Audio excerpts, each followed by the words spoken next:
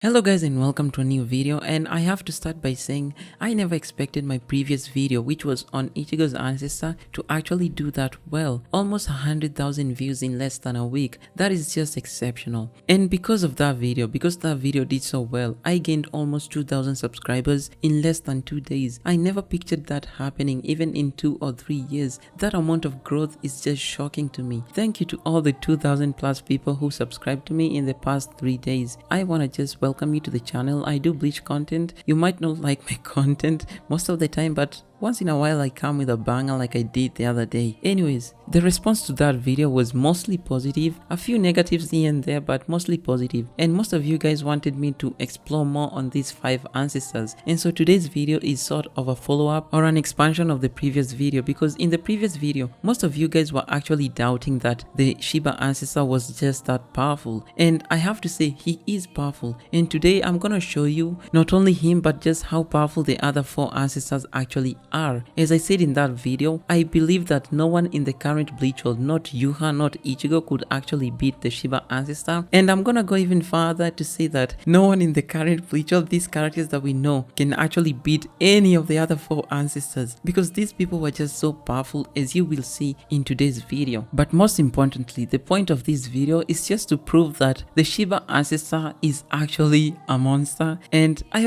already made a video explaining that, but most of you didn't believe me. So today I'm gonna bring everything to the table. I'm gonna bring all the evidence, and just to prove that Ichigo's ancestor was the most powerful character in that world at that time, except from the Soul King. With everything said, let's begin. So I first want to start by stating who these 5 ancestors were. The first one was the Shiba ancestor, as I already said. The second one was the Tsunayashiro ancestor. The third one was the Shihoin ancestor, which is the ancestor of the Yoroichi and the Shihoin household. And the fourth ancestor was the Kuchiki ancestor, who is the ancestor of the Kuchiki household, where Byakuya and Rukia belong. And the reason why I didn't mention the fifth one is because we don't really know who the 5th ancestor is, or the 5th noble clan. We don't know what that noble clan is, so it's never been revealed, but we do know he existed, and maybe something might have happened to his clan or his household, but we have confirmation that the 5th clan was actually there in the beginning. Anyways, these 5 ancestors each believed that the world they were living in was not the ideal world. To create a more clearer picture for you, if this is the first video you're watching and you didn't watch the Shiba ancestor video, the Bleach World was always one in the beginning. It was one singular existence. There was no Huecomundo, there was no Soul Society, there was no world of the living, there was no hell, there wasn't anything. It was just one existence, one realm, one huge dimension. And in that original world, there was no cycle of life and death. Life and death was still one. They were not separated, and everything was just there. There was no progress. People just existed. And this wasn't certainly made any better by the appearance of the Hollows. Hollows started appearing, and they started devouring other humans, or the beings that lived in that time. We don't know if they were humans, because we really don't know anything about that world in depth, but we know that people existed in that world. And when the Hollows appeared, they started attacking and devouring humans, as they always have. And one day, out of nowhere, the Soul King appeared, the first Reyo. And the Soul King started annihilating Hollows to protect the people in that world. Hollows were pretty much treated like an abnormality that needed to be erased from existence. And you would think that the people in that world would be happy because the Soul King was protecting them, but no. Actually, there were 5 people who weren't so happy, because they weren't really in need of any protection from the Soul King, because these people were actually strong and powerful and very much able to protect themselves and those close to them and whatever they hold dear. And these 5 people were what would be known as the 5 ancestors of the 5 noble clans, or the 5 original founders of the new Bleach World. And even though all 5 of them were powerful, they each had different beliefs. The Shiba ancestor believed that Hollows could be purified because they too had hearts. And you could say that the Shiba ancestor in fact was against the Soul King in some sort of way, because the Soul King was doing the one thing which the Shiba ancestor hated, and that is annihilating Hollows. He believed Hollows could be purified, and you can certainly say that the Shiba ancestor desired coexistence with the Hollows. And after the Shiba ancestor, we have the Tsunayashiro ancestor, who didn't have any much of a belief. He just had fear that the Soul King would one day use his power to turn against humanity, or to turn against the beings that existed in that Bleach World. And so he sought a way to control the Soul King, or even suppress the Soul King. And after that, we have the Shihoin ancestor, who believed that a circulation of souls was needed. In other words, the Shihoin ancestor was the one who actually came up with the idea of circulation, or the reincarnation cycle the cycle of life and death. And this idea is what the actual current Bleach World is built upon. So give the Shihoin ancestor and Yoroichi and her clan some respect. And after the Shihoin ancestor, we have the Kuchiki ancestor, who just believed that a new order was needed, a new hierarchy, a new power, a new way to rule things and to determine things and to dictate things in that world. He believed that a new order was necessary for the world to be more solidified and more stable. And after that, we have the unnamed ancestor, who believed that a new world was needed to cover up the pit. Now the pit is another name for hell, or it's the original name of hell. They hadn't called it hell before, but hell existed even before the formation of the new Bleach World, and in that era they called hell the pit. And this ancestor, this unnamed ancestor, believed that it was necessary for us to have a world which would cover up this pit known as hell. And for what reason would he want that? I don't know, but I've always said that hell is a mystery. Hell is a dimension that is full of secrets, so maybe one day we'll know. And those were the beliefs or philosophies of the 5 ancestors. And as you can see, their philosophies and beliefs were all different, completely different. But if you look closely, they each had the same outcome. And this outcome was using the Soul King, or using the power of the Soul King to create these ideal worlds that their beliefs have created. And now we've come to the part where I go through just how strong these 5 ancestors were. And for us to do that, because we haven't seen any fights or abilities from these people, we have to look at something they all did. And this is, they separated the Soul King. They destroyed the power of the Soul King, and they even used the power of the Soul King. Now believe it or not, just doing that alone places these 5 ancestors at the top of the Bleach World. Maybe just below the Soul King, but in terms of power, no one else actually comes close to these 5 people. Now this is because the Soul King's powers, which these 5 people used, controlled, and destroyed, were not a joke. As you remember, the Soul King is described as a being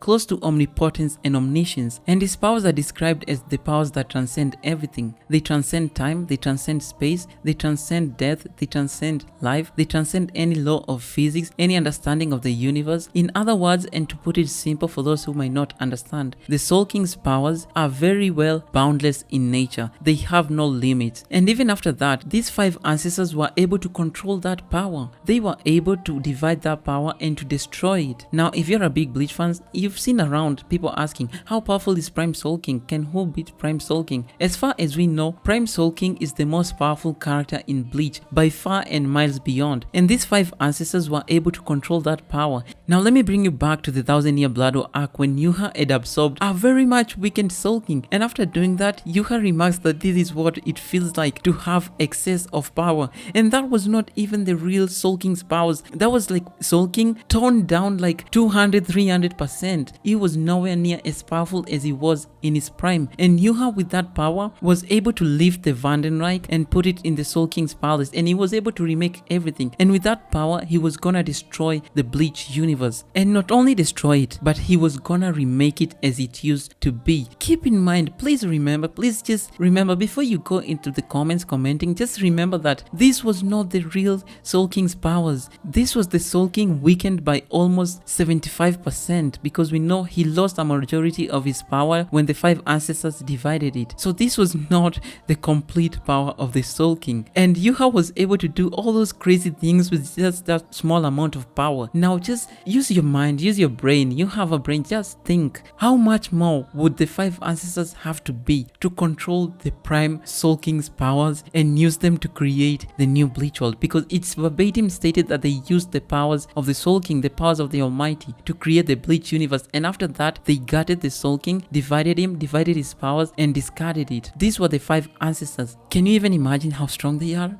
Do you now believe me when I tell you that these 5 people, apart from the Soul King, are the strongest people in the Bleach universe, the strongest people you will ever meet in the Bleach universe? They were able to fully control the powers of Prime Soul King, these boundless powers, the powers that transcend everything, the powers that make the powers that Yuha absorbed seem like a child's play. And now that we've established that, let's go back to the Shiba ancestor, because most of you were saying that the Shiba ancestor is not that powerful. So I need you to look at the situation this way. These 4 ancestors, apart from the Shiba ancestor, were capable of handling the powers of the Soul King, the powers of Prime Soul King, which were stated to transcend everything. They were capable of doing that, and still the Shiba ancestor had the guts to rebel against the Tsunayashiro ancestor, who was probably stronger than the other three. It stated that he rebelled against him and he was against the sealing of the Soul King. And not only that, the Shiba ancestor also believed he could maintain balance in the Bleach World instead of the Soul King. So do you just get the picture of how powerful that guy must have been to be able to go against the other four ancestors who were capable of handling the unlimited powers of the Soul King? Can you just imagine just how powerful this guy must have been? And the thing is, the most important thing is that even after he rebelled, his nobility, or whatever you want to call it, his noble status was never taken away from him. Even after his rebellion against the Tsunayashiro ancestor and probably against the other four, he still remained, his house, his blood still remained part of the 5 noble clans for millions and millions of years up until the current Bleach World. The Tsunayashiro ancestor was willing to cut down the Soul King, and he did cut down the Soul King because he feared his powers, and this was only possible because the Soul King never fought back. So now believe me when I say that if he could and if he was able to, the Tsunayashiro ancestor would have killed the Shiba ancestor immediately where he stood. But why didn't he? It's because the Shiba ancestor was just so powerful and the Tsunayashiro ancestor couldn't even do anything about him. And not only him, but he must have thought that even with the other 4 ancestors or with the other 3 to make up 4, they couldn't take down the Shiba ancestor. And even in the present time, the Shiba clan has always been the black sheep of the 5 noble houses. It's like they're pushed aside, it's like they're neglected, they're not part of them, but they're somehow part of them, and they didn't even think twice about ridding away the nobility of the Shiba clan when Isshin disappeared. Anyways, I think this video has gone for long. I believe I've made my arguments. If you still aren't convinced, then I'm not sure what I should do, but anyways, that was it from me today.